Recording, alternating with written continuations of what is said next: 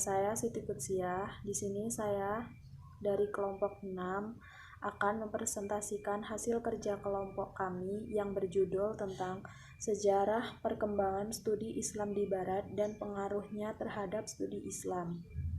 Baik, di sini saya akan menjelaskan tentang sejarah perkembangan Islam di Barat itu sendiri. Jadi, perkembangan Islam di Barat itu bermula dari pada masa Renaissance. Nah, pada Renaissance itu masa di mana peradaban Barat itu menuai kebangkitannya, sementara peradaban Islam mengalami stagnasi atau kemunduran. Lalu Renaissance itu membawa perubahan baru bagi dunia Barat dalam bidang ilmu pengetahuan dan ekonomi. Dan perkembangan tersebut banyak dipengaruhi oleh peradaban Islam. Sebagaimana kita ketahui, di masa kejayaan Islam, Andalusia Spanyol pada masa pemerintahan Bani Abbasiyah merupakan salah satu tempat yang mengalami kemajuan dalam bidang pendidikan, politik, sosial, dan ekonomi. Terus di sini juga saya akan menjelaskan tentang fase-fase keberhasilan dan kejatuhan perkembangan studi Islam. Nah, kan di sini ada dua fase kan. Yang pertama itu ada fase keberhasilan umat Islam. Jadi, fase keberhasilan umat Islam itu didorong dengan adanya kontak perguruan tinggi dari luar gitu. Jadi contohnya kayak adapun sejarah perkembangan studi Islam di dunia muslim ini, kontak pertama antara dunia barat dan dunia muslim adalah melalui kontak perguruan tinggi. Jadi, sejumlah sarjana dan tokoh barat datang ke perguruan tinggi muslim untuk memperdalam ilmu pengetahuan dan teknologi.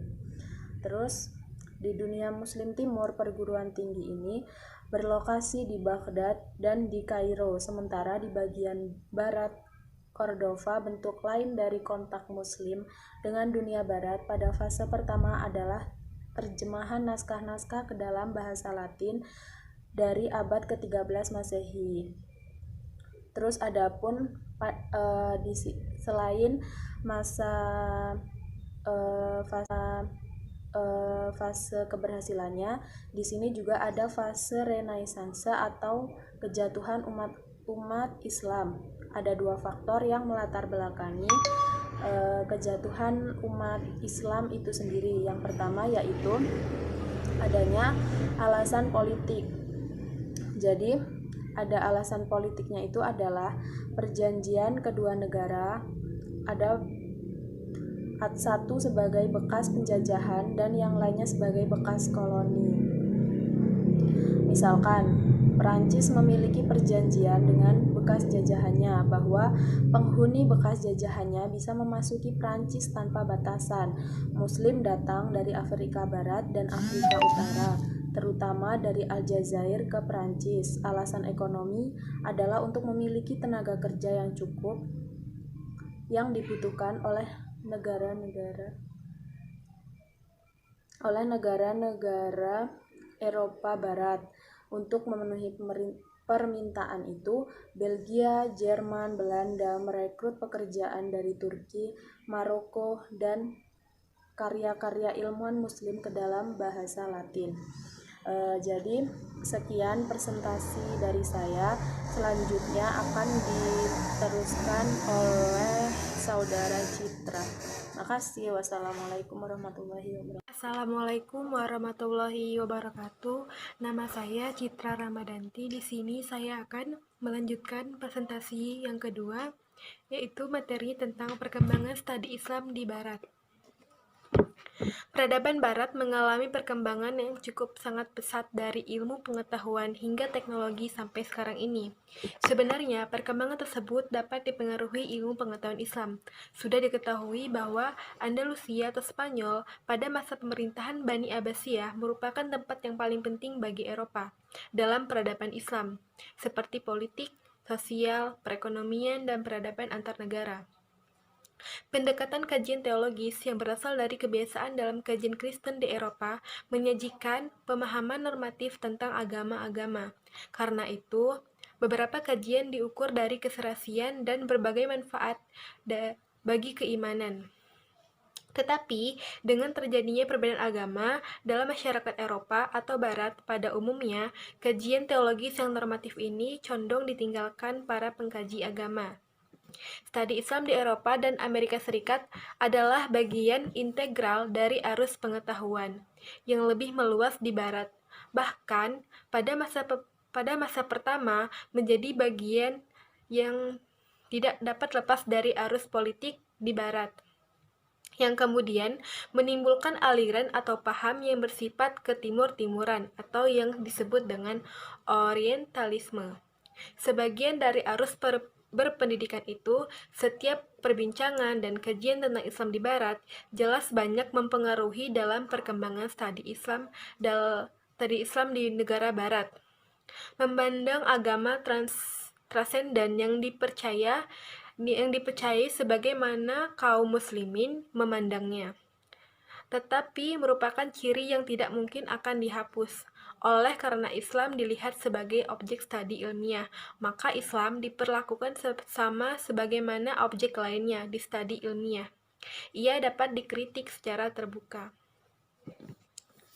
Jada orientasi studi Islam di Indonesia mengenal pendidikan kelas internasional di lingkungan PT AI.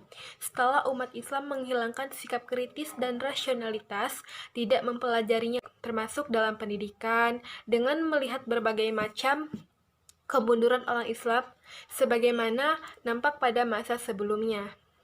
Dengan memperhatikan sebab kemajuan kekuatan yang terjadi oleh orang Eropa, maka terjadi 3 pola yang baru dalam pendidikan Islam.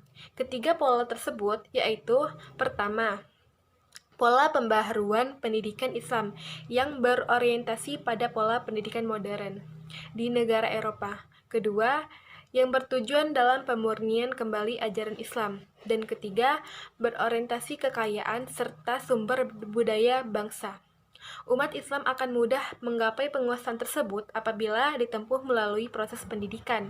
Dengan demikian, proses pendidikan yang digunakan haruslah meniru pada pola pendidikan yang diperluas oleh bangsa Barat. Sebagaimana dalam dunia Barat, mengikuti atau mencontoh dan mengembangkan sistem pendidikan dari dunia Islam.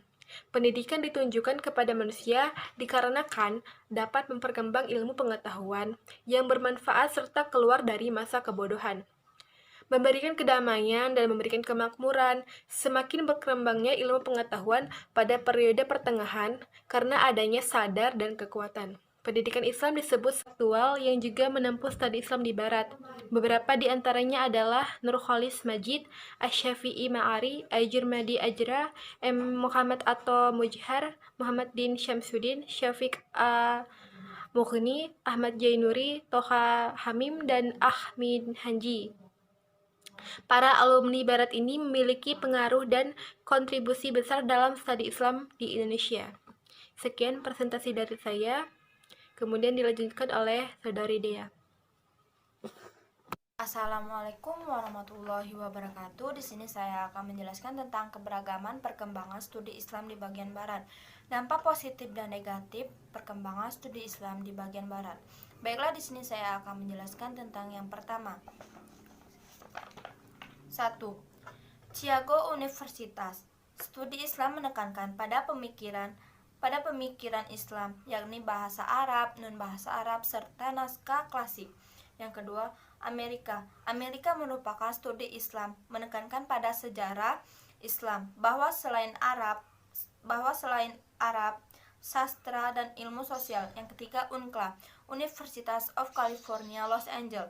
Studi ini dibagi menjadi 4 komponen, yaitu yang A mengenai doktrin dan sejarah Islam, yang B tentang bahasa Arab, yang C tentang bahasa non-Arab, misalnya Turki, Urdu, dan Persia.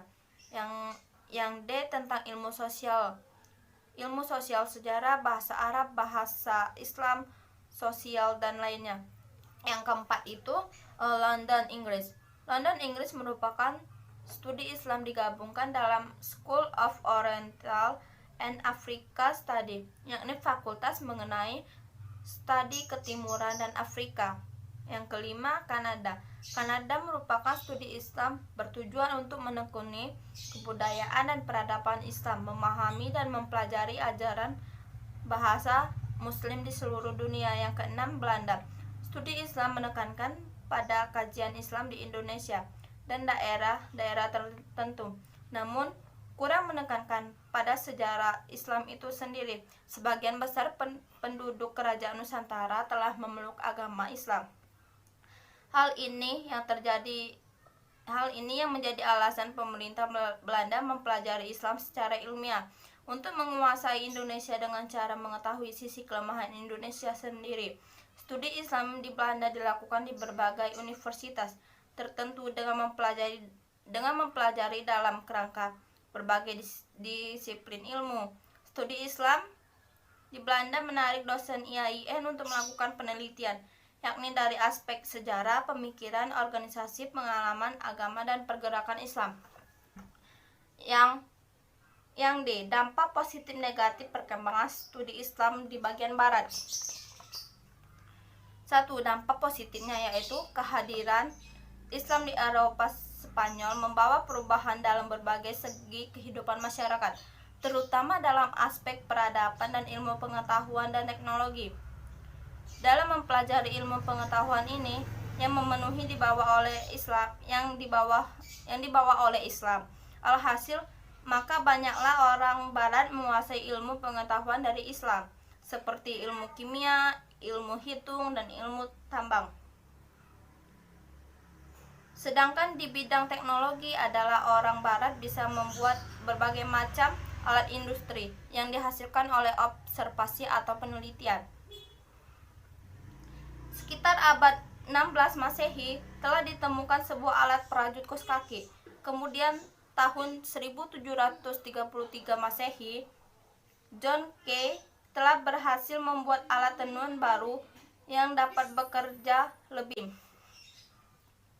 Di samping itu, mereka juga memerlukan tempat pemasaran baru bagi hasil industrinya ke negara-negara timur.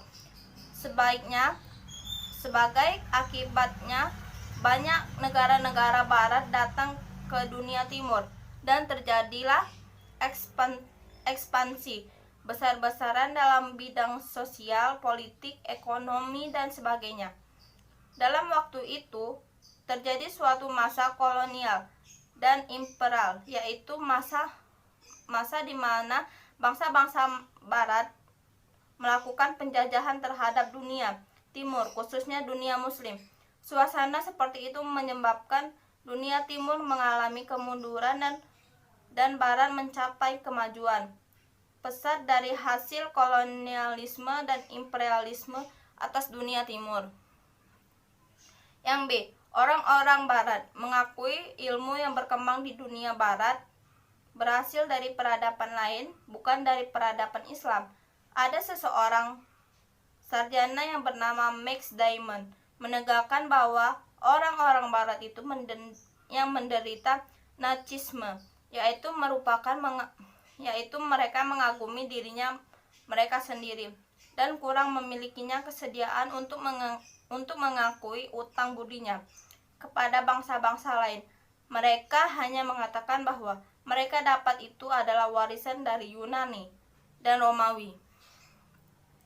Secara lebih terperinci, dalam mempelajari suatu agama dan 5 bentuk fenomena agama sebagai bentuk kebudayaan yang perlu diperhatikan 5 hal tersebut adalah 1. Naskah spektur atau simbol agama. Yang B. Sikap, perilaku, dan penghayatan para penganut atau tokoh-tokoh agama. Yang C. Lembaga-lembaga dan ibadah-ibadah agama seperti sholat, haji, puasa, zakat, dan nikah. Yang D. Alat-alat atau sarana peribadahan seperti masjid dan sebagainya. Yang E. Lembaga atau organisasi keagamaan tempat para penganut agama berkumpulnya. Baiklah, sekian dari saya akhiri. Wassalamualaikum warahmatullahi wabarakatuh.